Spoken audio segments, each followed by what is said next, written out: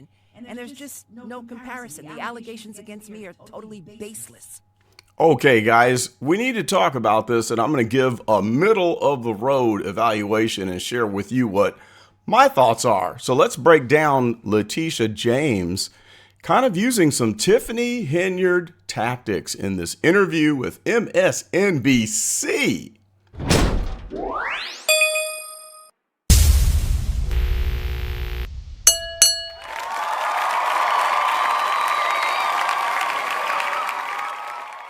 What is up, gang? Carlton Flowers here with the Go Political channel, and we're going to talk about some politics today related to Leticia James and this interview that she did with MSNBC and what I noticed. So I'm going to react to this and just bring out a few points, and I'll probably do several videos on this topic from the middle of the road standpoint, taking the two political parties out of the picture and just look at it for what it is. So I want to play this clip and draw some comparisons here and look at some similar tactics being employed here as she is talking to MSNBC, which really is kind of an interview done in reaction to the allegations and infractions that she has committed, but somehow she relates everything back to Donald Trump. So let's just play a little bit of this video, and I'm going to share with you some interesting insight, and we'll just break this down. Okay, so let's cut back to the video here. Particularly in his company was conducting its business. So his investigation, he exaggerated. Let me emphasize that. Exaggerated the value of his assets to the tune of millions and millions, and was able to secure favorable insurance and interest rates. As opposed to, and I'm sure Chris. Okay, let me just stop it right there. So just that statement right there, I have a problem with that. So not looking from the Democratic viewpoint or Republican Party viewpoint of the people who are only brainwashed to listen to the news coming from their own cult party leadership. So she claims that the valuations were exaggerated. But one thing is that the banks didn't say the same thing. And it was the banks that said, okay, we're going to evaluate these loan situations. And based on what they said, they didn't have a problem with it. But then she turns around and is basically accusing Donald Trump of what she did herself, because the things that she's being accused of exaggerated the value of her own properties, gave her favorable interest rates, the same types of things that she is accusing Donald Trump of doing. Just right off the bat, there's no way else that you can slice that. When you say I've got a 4-unit complex instead of a 5, you get a favorable interest rate and you get backing from a federal loan. That's kind of the same thing that she's saying that Donald Trump did. Okay, so let's continue here. We'll probably get to this. They're claiming that I engaged in mortgage fraud.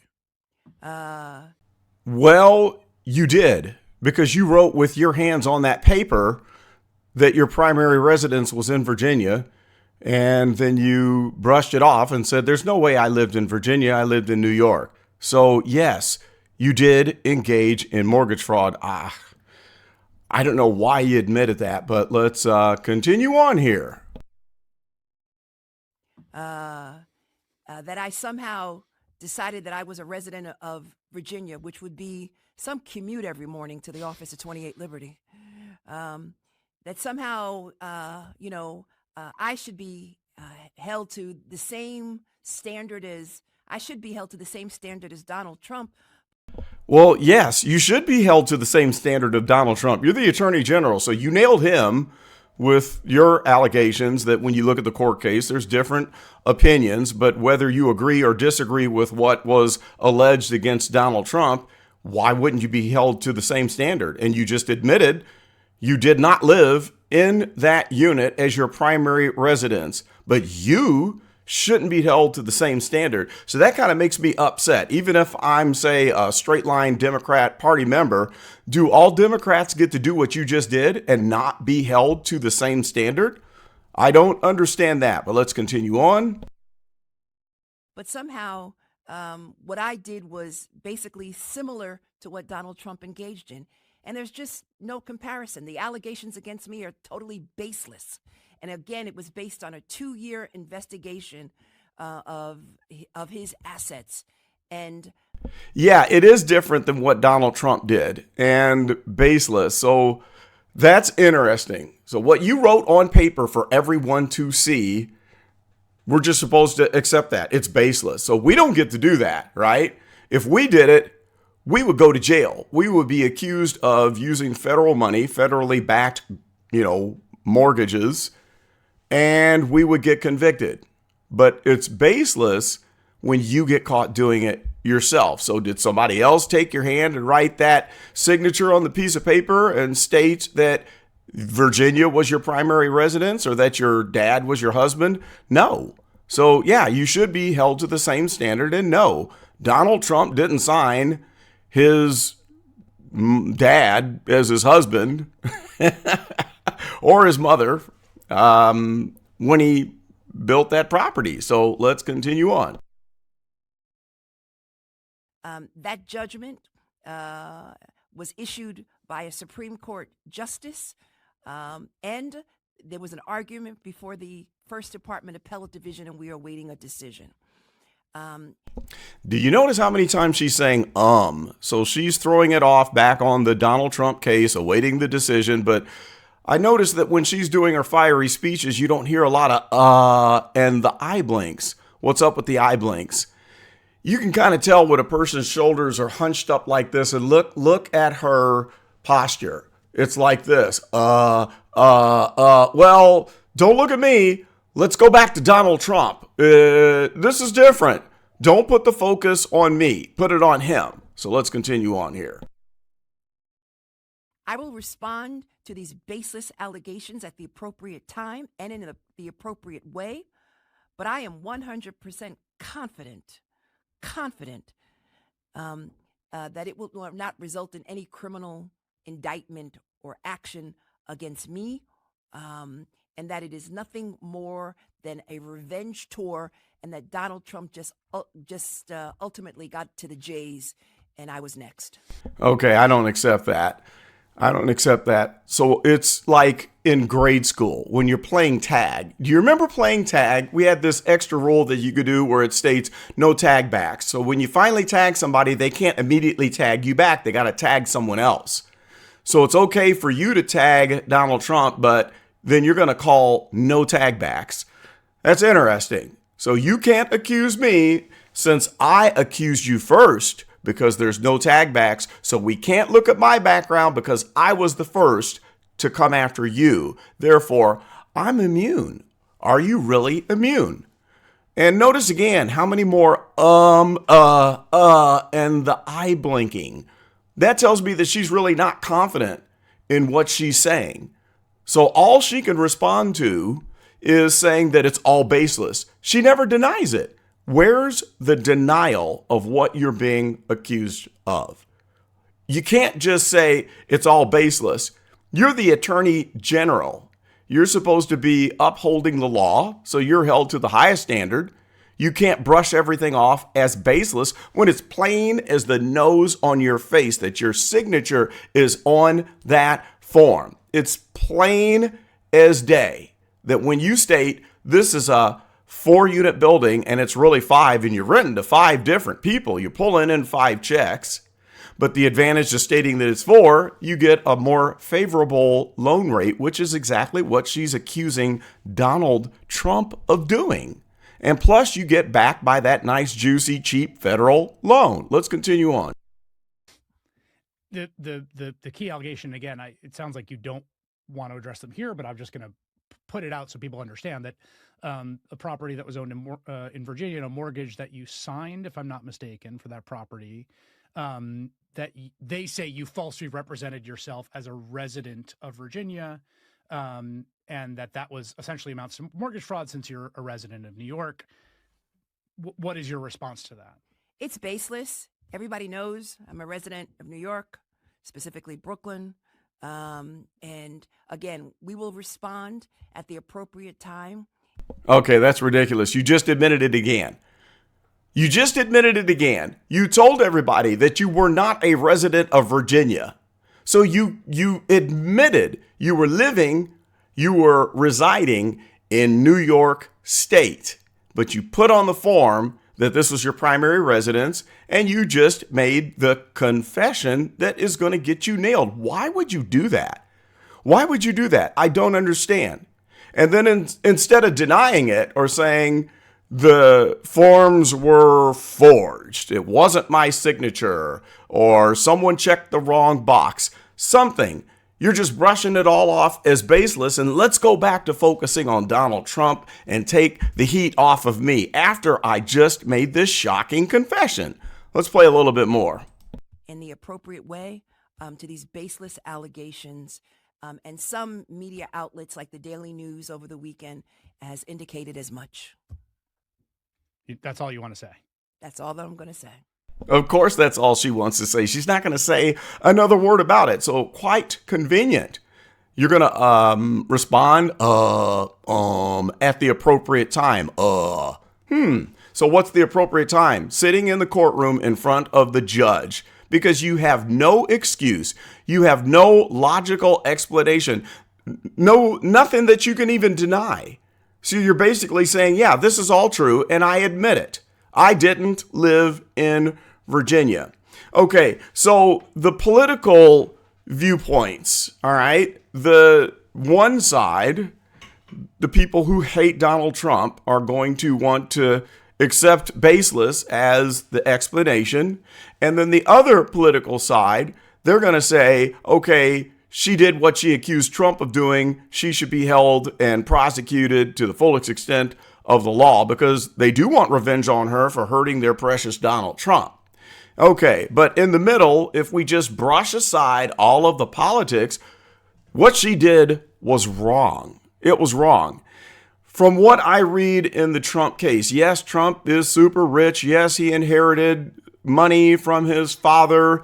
But this is definitely not the same situation, because the bank was fully aware and they vetted his loan and they said, hey, this guy pays his notes. This is a reasonably safe investment. We're going to give the loan, and we agree with the valuation.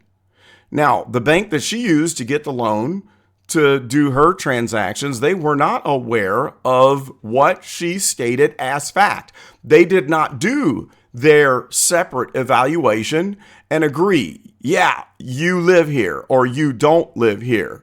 They did not review that apartment building and say, okay, you said there's 4 units, there's actually 5. They didn't do that. They just went along with it. And maybe she pulled some strings. Maybe because of her position, she had some connections. Well, she wasn't the attorney general back then, so maybe she just blatantly lied on the application. So looking at this outside of the view of the political parties, what she did was wrong. And so it may not land her in jail. And some people are saying that the argument is, oh, this is old. They're just, it's old. That was 20, 30 years ago. So is there a statute of limitations for lying on a loan document and accepting a federally backed loan? I don't think there is.